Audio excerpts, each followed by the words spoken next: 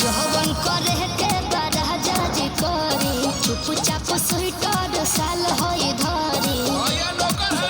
अरे जवन करे के बड़ा जज करी चुपचाप स्वीटर साल होई धरी लागे छोटी मैया आइल बाड़ी यही जे नाचली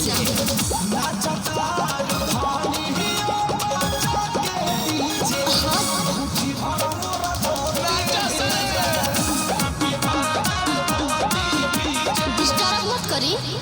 जी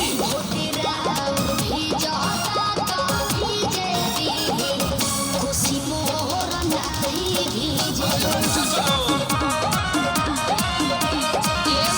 चुप ना रहू नाचे दे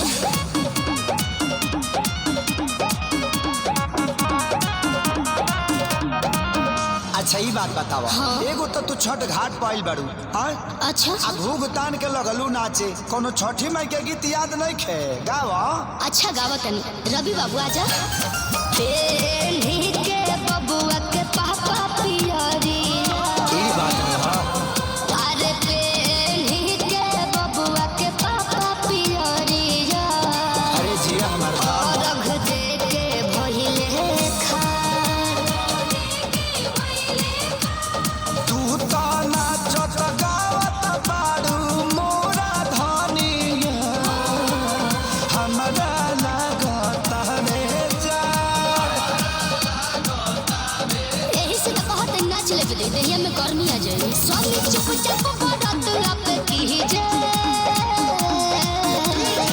करबो नती रे नाचत हारू धनिया मुट्ठी भर मोरा ए राजा जी सुनी सुनावा तेरा जाता तो भीजे खुशी मोर नहीं भीजे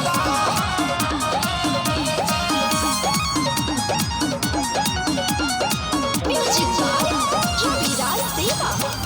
कृपा करी सुनी रउआ दीनानाथ हमर राजा कइले पहिला बरत